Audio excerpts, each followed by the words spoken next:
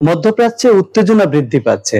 ইসরায়েলে হামলা করার সাথে সাথে ইরান ঘোষণা করলো যারা তার পক্ষ থেকে এগিয়ে আসবে বা ইসরায়েলকে রক্ষা করবে তারা পরবর্তী টার্গেট।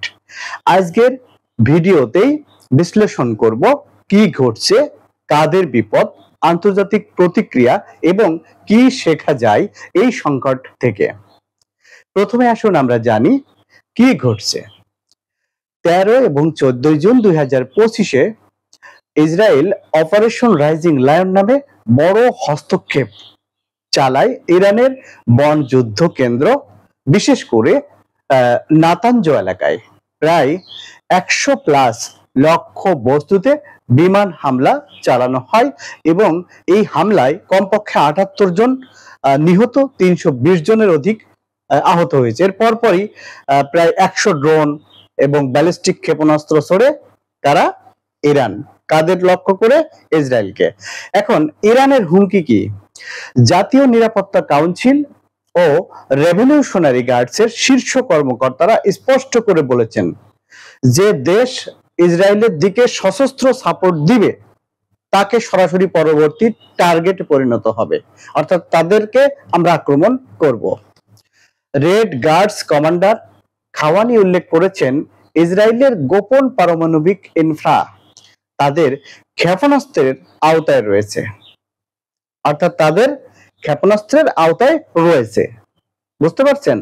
আচ্ছা, এবার আন্তর্জাতিক মহল কি বলছে এই ঘটনাটাকে নিয়ে? আন্তর্জাতিক মহলের প্রতিক্রিয়াটা কি এটা একটু জানি।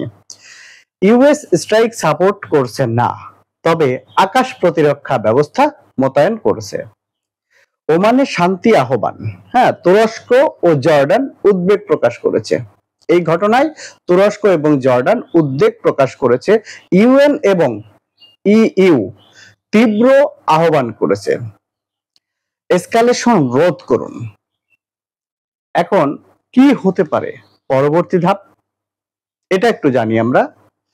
ইরান আরো ক্ষেপণাস্ত্র সেল চালাতে পারে, এমনকি ইউএসও ইউরোপীয় স্ট্রাইক জোনেও, বিশেষ করে যদি তারা সরাসরি হস্তক্ষেপ করে। রাশিয়া, চীন ইরানকে রাজনৈতিক সাপোর্ট দিতেও পারে, তবে যৌথ সামরিক হস্তক্ষেপের সম্ভাবনা সীমিত। স্থিতিশীলতা ভেঙে গেলে হুতিবাদীরা হিজবুল্লাহর মতো আরো সক্রিয় হতে পারে। এখন বাংলাদেশ ও আমাদের গুরুত্ব আসলে কি? আমাদের বাংলাদেশের উপর এই যুদ্ধের বা এই যে গ্যাঞ্জাম এর কি প্রভাব পড়বে?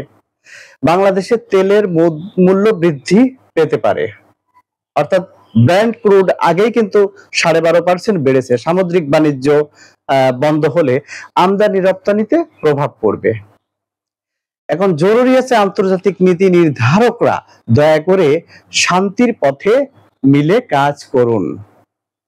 আমি এই ভিডিওর একদম আউটরোতে বলবো যে এই সংকট কেবলমাত্র মধ্যপ্রাচ্যের নয়, বিশ্ব অর্থনীতির ছড়িয়ে পড়া স্থিতিশীলতার জন্য বড় ভাবনাই দরকার। ভিডিও ভালো লাগলে লাইক দিন, আপনার মন গড়া মতামত কমেন্টে লিখুন আর সাবস্ক্রাইব করুন পরামর্শ টিভি। আমরা অবশ্যই চেষ্টা করব সাম্প্রতিক বিষয়ে আপডেটস কিছু বিষয় তুলে ধরার। আল্লাহ হাফেজ।